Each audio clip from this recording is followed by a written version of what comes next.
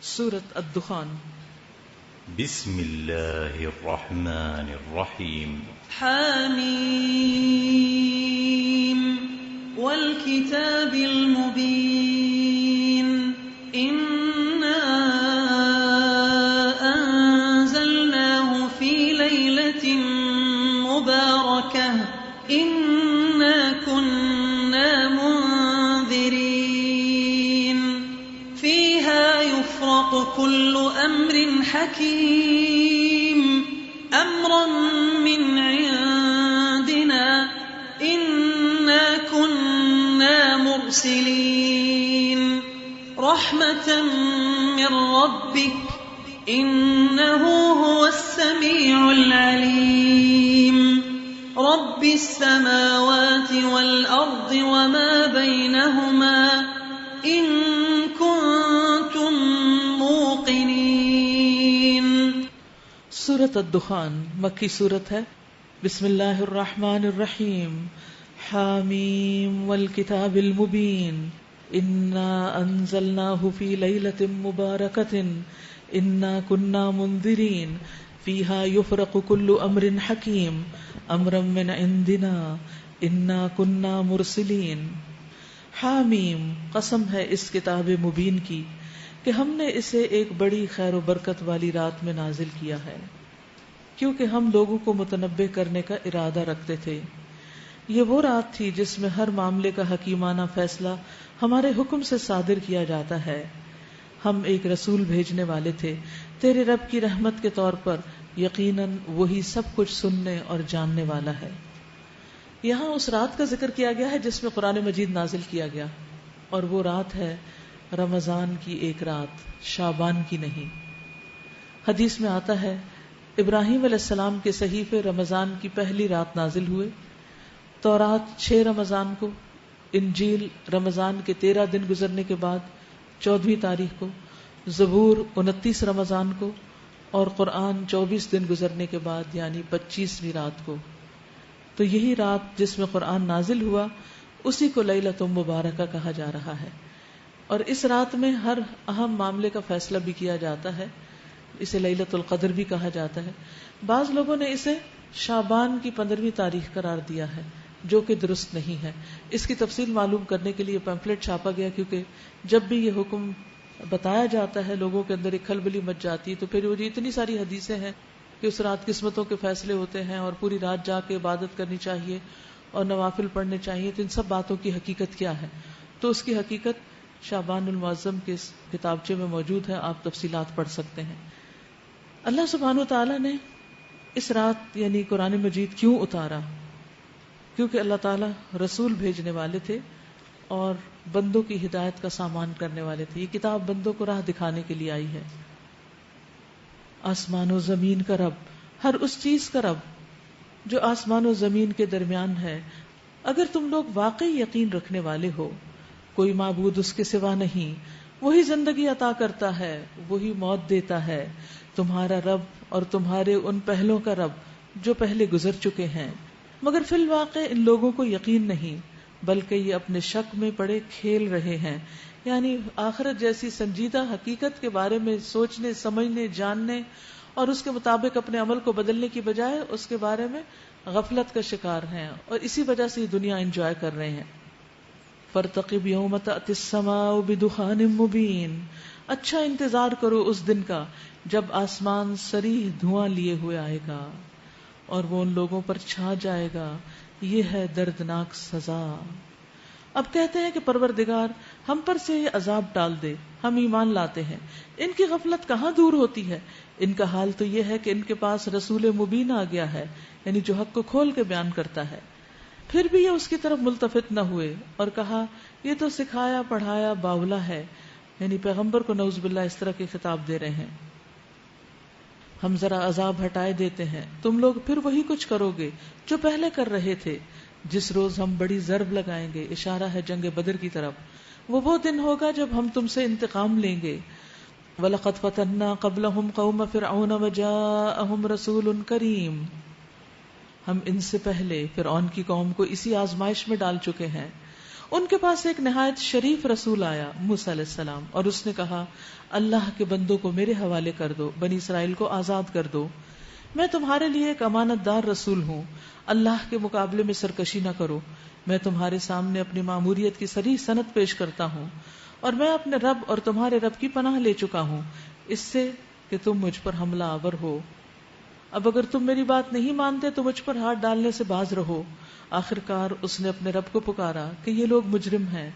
جواب دیا گیا اچھا تو راتوں رات میرے بندوں کو لے کر چل پڑو، تم لوگوں کا پیچھا کیا جائے گا، سمندر کو اس کے حال پر کھلا چھوڑ دو، وَاتْرُكِ الْبَحْرَ رَهْوًا إِنَّهُمْ جُندٌ مُغْرَقُونَ، یہ سارا لشکر غرق ہونے والا ہے۔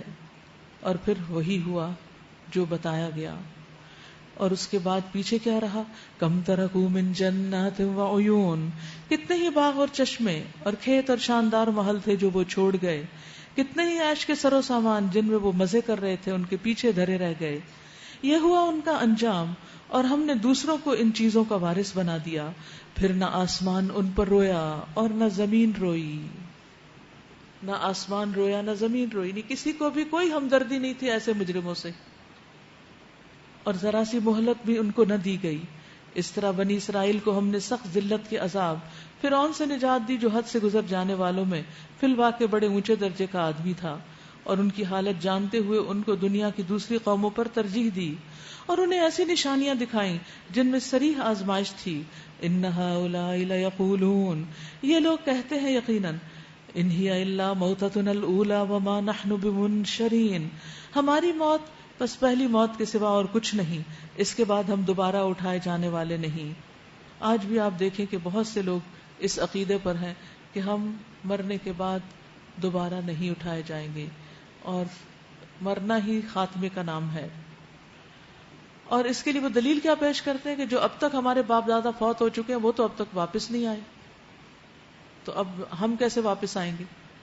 اگر تم سچے ہو تو اٹھا لاؤ ہمارے باپ دادا کو، یہ بہتر ہے یا تبا کی قوم، اور اس سے پہلے کے لوگ، ہم نے ان کو اسی بنا پر تباہ کیا تھا کہ وہ مجرم ہو گئے تھے۔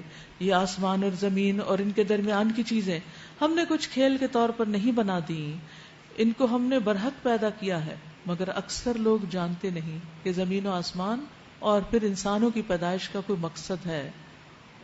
ان سب کے اٹھائے جانے کے لیے طے شدہ وقت فیصلے کا دن ہے، وہ دن جب کوئی عزیز قریب اپنے کسی عزیز قریب کے کچھ بھی کام نہ آئے گا، اور نہ کہیں سے انہیں کوئی مدد پہنچے گی سوائے اس کے کہ اللہ ہی کسی پر رحم کرے، وہ زبردست اور رحیم ہے۔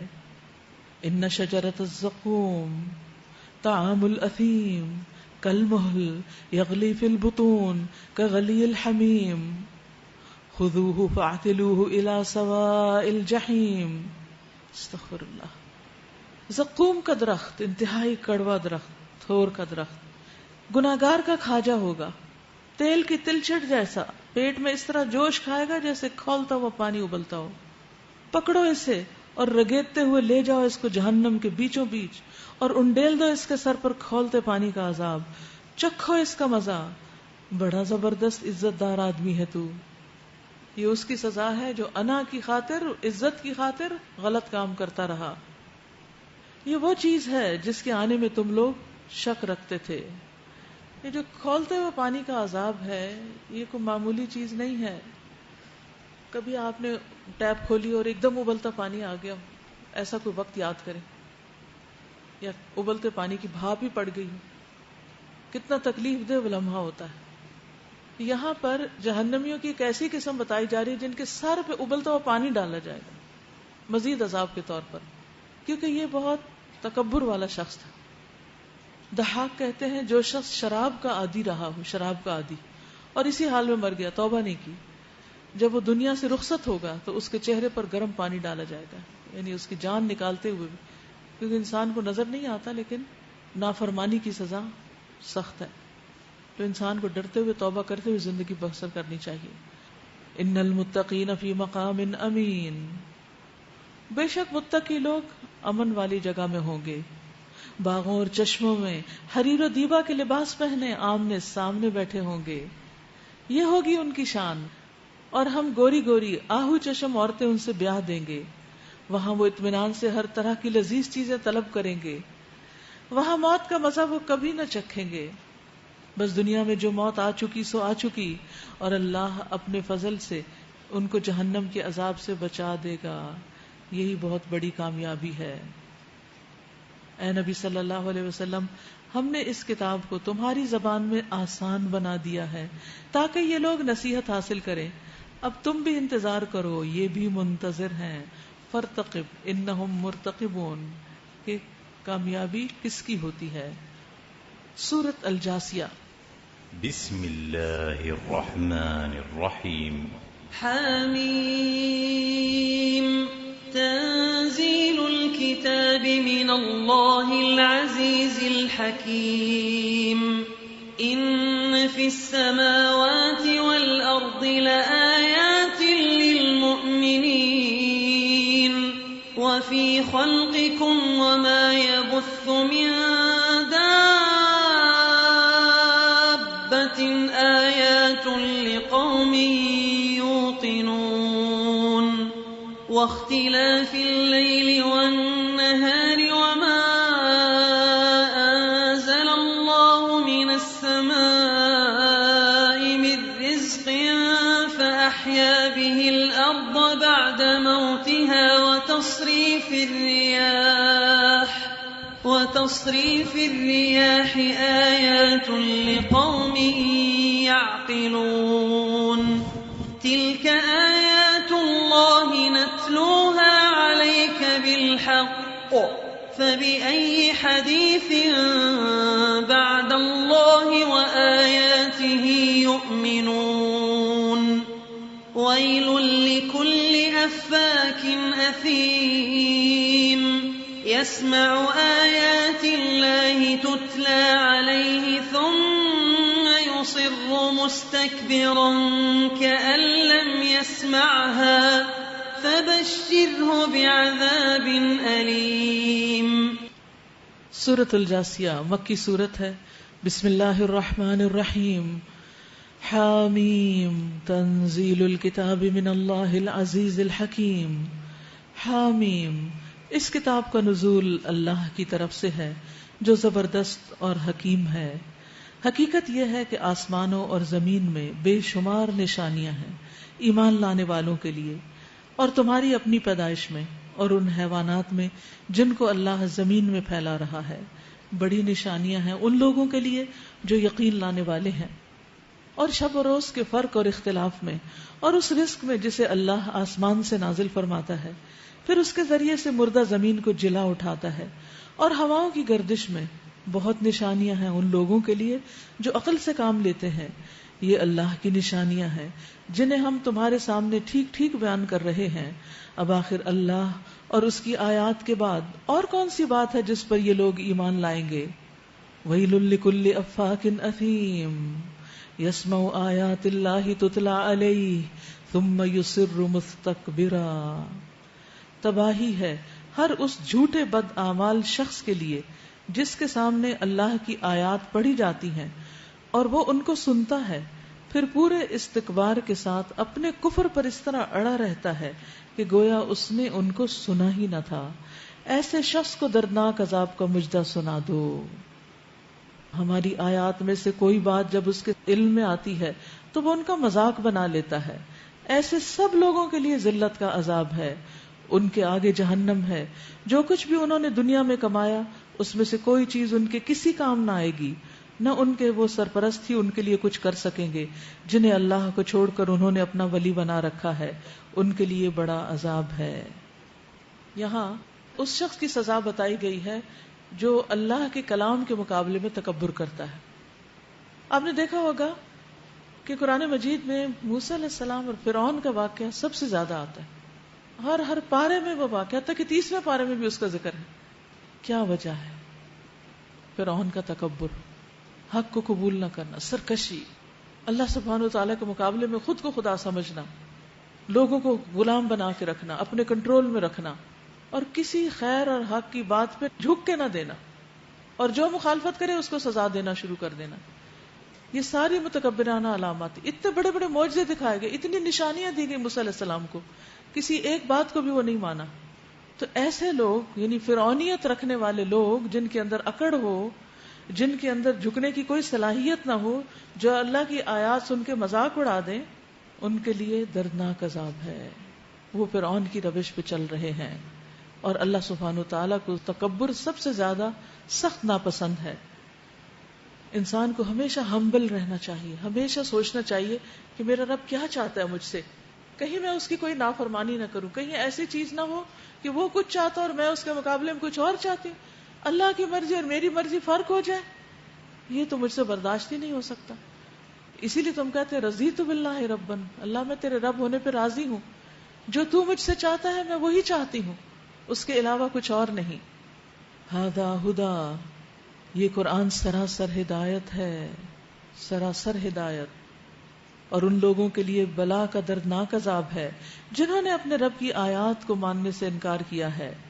وہ اللہ ہی تو ہے جس نے تمہارے لیے سمندر کو مسخر کیا تاکہ اس کے حکم سے کشتیاں اس میں چلیں، اور تم اس کا فضل تلاش کرو اور شکر گزار رہو. اس نے زمین اور آسمانوں کی ساری ہی چیزوں کو تمہارے لیے مسخر کر دیا، سب کچھ اپنے پاس سے. اس میں بڑی نشانیاں ہیں ان لوگوں کے لیے جو غور و فکر کرنے والے ہیں. قل للذین آمنوا یغفروا للذین لا یرجون ایام اللہ لیجزی قوما بما کانوا یکسبون. اے نبی صلی اللہ علیہ وسلم، ایمان لانے والوں سے کہہ دیجئے کہ جو لوگ اللہ کی طرف سے برے دن آنے کا کوئی اندیشہ نہیں رکھتے، ان کی حرکتوں پر درگزر سے کام لیں، ان کو اگنور کر دیں، تاکہ اللہ خود ایک گروہ کو اس کی کمائی کا بدلہ دے. جو کوئی نیک عمل کرے گا اپنے ہی لیے کرے گا، اور جو برائی کرے گا وہ آپ ہی اس کا خمیازہ بھگتے گا. پھر جانا تو سب کو اپنے رب ہی کی طرف ہے. اس سے پہلے بنی اسرائیل کو ہم نے کتاب اور حکم اور نبوت عطا کی تھی. ان کو ہم نے عمدہ سامان زیست سے نوازا، یعنی دنیا میں اچھے رہن سہن کے مواقع دیے، دنیا بھر کے لوگوں پر انہیں فضیلت عطا کی، دین کے معاملے میں انہیں واضح ہدایات دے دی. پھر جو اختلاف ان کے درمیان رونما ہوا وہ ناواقفیت کی وجہ سے نہیں بلکہ علم آ جانے کے بعد ہوا، اور اس بنا پر ہوا کہ وہ آپس میں ایک دوسرے پر زیادتیاں کرنا چاہتے تھے. اللہ قیامت کے روز ان معاملات کا فیصلہ فرما دے گا جن میں وہ اختلاف کرتے رہے ہیں. اس کے بعد اب اے نبی صلی اللہ علیہ وسلم، ہم نے تم کو دین کے معاملے میں ایک صاف شاہراہ شریعت پر قائم کیا ہے، لہٰذا تم اسی پر چلو اور ان لوگوں کی خواہشات کا اتباع نہ کرو جو علم نہیں رکھتے. اللہ کے مقابلے میں وہ تمہارے کچھ بھی کام نہیں آ سکتے. ظالم لوگ ایک دوسرے کے ساتھی ہیں اور متقیوں کا ساتھی اللہ ہے. یہ بصیرت کی روشنیاں سب لوگوں کے لیے اور ہدایت اور رحمت ان لوگوں کے لیے جو یقین کریں. ھذا بصائر للناس وہدی ورحمۃ لقوم یوقنون. تو یقین لانا ضروری ہوتا ہے ہدایت اور رحمت پانے کے لیے. بات ایک ہی ہوتی ہے لیکن ہر ایک پر مختلف طرح اثر کرتی. مثلا جو شخص جہنم کا یقین رکھتا ہے اور برے اعمال پر سزا کا یقین رکھتا ہے، وہ جب جہنم کے بارے میں پڑھتا ہے تو اس کے رونگٹے کھڑے ہو جاتے ہیں. لیکن دوسرا جو یقین نہیں رکھتا، اس کے لیے بس ایک انفارمیشن ہوتی ہے جو پاس ہو جاتی ہے اس کو.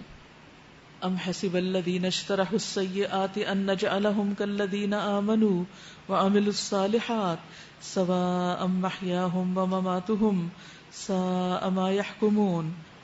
کیا وہ لوگ جنہوں نے برائیوں کا ارتکاب کیا ہے یہ سمجھے بیٹھے ہیں کہ ہم انہیں اور ایمان لانے والوں اور نیک عمل کرنے والوں کو ایک جیسا کر دیں گے، ان کا جینا اور مرنا یکساں ہو جائے. بہت برے حکم ہیں جو یہ لگاتے ہیں، یعنی برابر نہیں ہو سکتے اچھے اور برے لوگ.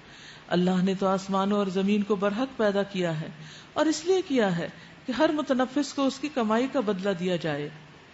لوگوں پر ہرگز ظلم نہ کیا جائے گا، ہر ایک کو وہی ملے گا جو وہ کر کے آیا ہوگا. افرأیت من اتخذ الہہ ہواہ واضلہ اللہ علی علم وختم علی سمعہ وقلبہ وجعل علی بصرہ غشاوہ ومن یہدیہ من بعد اللہ افلا تذکرون.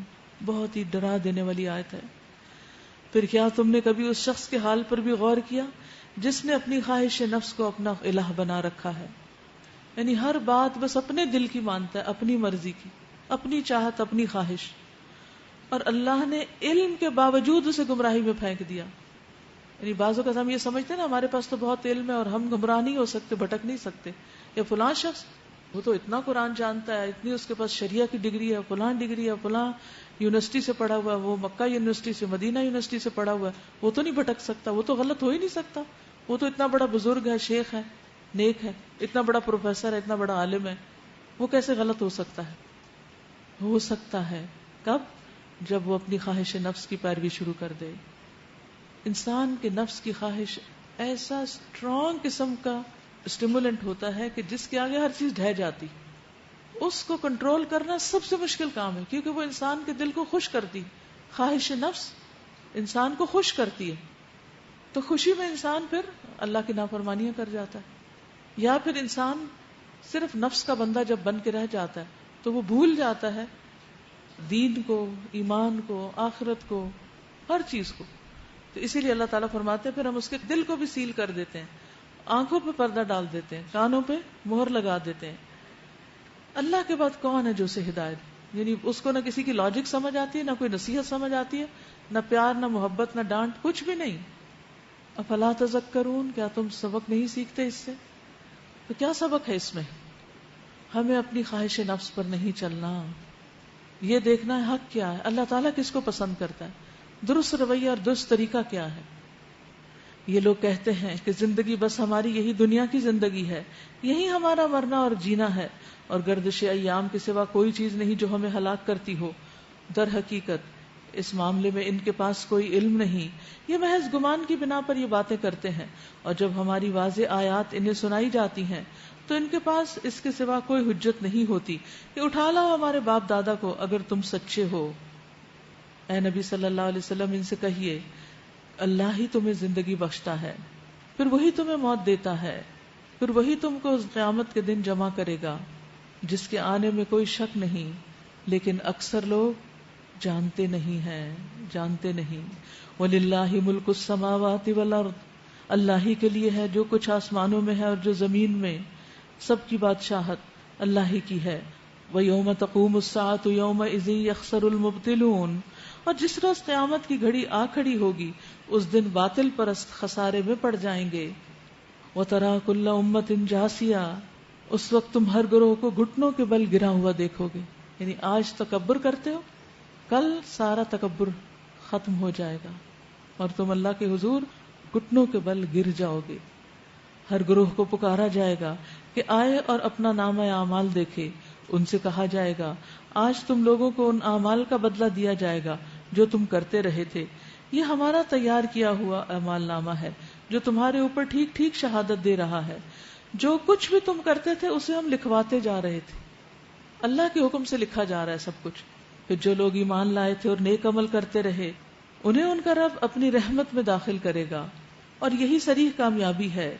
وَأَمَّا الَّذِينَ كَفَرُوا أَفَلَمْ تَكُنْ آيَاتِي تُتْلَى عَلَيْكُمْ فَاسْتَكْبَرْتُمْ وَكُنْتُمْ قَوْمًا مُجْرِمِينَ، اور جن لوگوں نے کفر کیا تھا ان سے کہا جائے گا کیا میری آیات تم کو نہیں سنائی جاتی تھی مگر تم نے تکبر کیا اور مجرم بن کر رہے. تکبر کیا یعنی پھر تکبر ہی اصل بات ہے کہ جس کی وجہ سے انسان حق سے دور ہوتا ہے. نبی صلی اللہ علیہ وسلم سے جب پوچھا گیا نا تکبر کے بارے میں کہ ہمیں اچھا لگتا ہے ہمارا کپڑا اچھا ہو، جوتا اچھا ہو، آپ نے فرمایا تکبر یہ نہیں. تکبر کیا ہے؟ غمط الناس و بطر الحق، لوگوں کو حقیر سمجھنا اور حق کا انکار کر دینا. تو یہاں فرعون اور اس جیسے جتنے بھی لوگ دنیا میں گزرے ہیں کفار کے، وہ سارے کے سارے تکبر کرتے رہے. اب ہم یہ نہ سمجھے کہ یہ صرف ان کا تکبر ہے، ہم بھی تو کتنی ہی باتیں نہیں مانتے، اور خاص طور پر جب انا کا مسئلہ آ جائے اور پھر اللہ کا حکم جھٹلا دیں تو پھر پکڑ ہے. یاد رکھیے تکبر جنت سے محرومی کا ذریعہ ہے. نبی صلی اللہ علیہ وسلم نے فرمایا جس شخص کی روح اس کے جسم سے اس حال میں جدا ہو کہ وہ 3 چیزوں سے بری ہو تو جنت میں داخل ہوگا: قرض، تکبر اور مال غنیمت میں خیانت. اگر یہ 3 چیزیں اس کی زندگی میں نہیں تو انشاءاللہ خیر ہوگی. قیامت کے دن متکبرین کو چیونٹیوں کی طرح پیش کیا جائے گا، گویا ان کی شکلیں انسان جیسی ہوں گی لیکن سائز چیونٹیوں جیسا، یہاں تک کہ وہ جہنم کے ایک ایسے قید خانے میں داخل ہو جائیں جس کا نام بلس ہے، اور ان لوگوں پر آگ خوب چھا جائے گی اور انہیں طینۃ الخبال اہل جہنم کے زخموں کا دھون پینے کو دیا جائے گا. تو ہمیں اپنی زندگی سے ہر طرح کا تکبر دور کرنے کی ضرورت ہے. وَإِذَا قِيلَ لَهُمْ إِنَّ وَعْدَ اللَّهِ حَقٌّ، اور جب کہا جاتا کہ اللہ کا وعدہ برحق ہے اور قیامت کے آنے میں کوئی شک نہیں، تو تم کہتے تھے کہ ہم نہیں جانتے قیامت کیا ہوتی ہے، ہم تو بس ایک گمان سا رکھتے ہیں، یقین ہم کو نہیں ہے۔ اس وقت ان پر ان کے اعمال کی برائیاں کھل جائیں گی، یعنی سزا سامنے آ جائے گی، اور وہ اسی چیز کے پھیر میں آ جائیں گے جس کا وہ مذاق اڑایا کرتے تھے، اور ان سے کہہ دیا جائے گا۔ یاد رکھیے مذاق اڑانا بھی تکبر کی علامت ہوتی ہے، انسان دوسرے کو حقیر سمجھ کے اس کا مذاق کر رہا ہوتا ہے۔ اور ان سے کہہ دیا جائے گا آج ہم بھی اسی طرح تمہیں بھلائے دیتے ہیں جس طرح تم اس دن کی ملاقات کو بھول گئے تھے، تمہارا ٹھکانہ اب دوزخ ہے اور کوئی تمہاری مدد کرنے والا نہیں۔ یہ تمہارا انجام اس لیے ہوا کہ تم نے اللہ کی آیات کا مذاق بنا لیا تھا اور تمہیں دنیا کی زندگی نے دھوکے میں ڈال دیا تھا، لہٰذا آج نہ یہ دوزخ سے نکالے جائیں گے اور نہ ان سے کہا جائے گا کہ معافی مانگ کر اپنے رب کو راضی کرو، یعنی معافی مانگنے کا وقت آج ہے ہمارے پاس۔ فَلِلَّهِ الْحَمْدُ رَبِّ السَّمَاوَاتِ وَرَبِّ الْأَرْضِ رَبِّ الْعَالَمِينَ وَلَهُ الْكِبْرِيَاءُ فِي السَّمَاوَاتِ وَالْأَرْضِ وَهُوَ الْعَزِيزُ الْحَكِيمُ۔ پس تعریف اللہ ہی کے لیے ہے جو زمین اور آسمانوں کا مالک اور سارے جہانوں کا پروردگار ہے۔ زمین اور آسمانوں میں بڑائی اسی کے لیے ہے اور وہی زبردست اور دانا ہے۔ حقیقت یہ ہے کہ کسی انسان کو تکبر زیبا نہیں، بڑائی صرف اللہ ہی کے لائق ہے۔ حدیث میں آتا ہے رسول اللہ صلی اللہ علیہ وسلم نے فرمایا 3 لوگوں کی ہلاکت کے بارے میں مت پوچھو، ایک وہ آدمی جو اللہ سے اس کی چادر چھینے، بے شک بڑائی اللہ کی چادر ہے تکبر، اور اللہ کا ازار اس کی عزت ہے، اور وہ آدمی جو اللہ کی ذات کے بارے میں شک کرے اور وہ جو اللہ کی رحمت سے مایوس ہو۔ تو ایسے لوگ جو ہیں وہ دراصل یہ کام کرتے ہیں۔ وآخر دعوانا ان الحمد للہ رب العالمین، سبحانک اللہم وبحمدک، اشہد ان لا الہ الا انت، استغفرک واتوب الیک۔ السلام علیکم ورحمۃ اللہ وبرکاتہ۔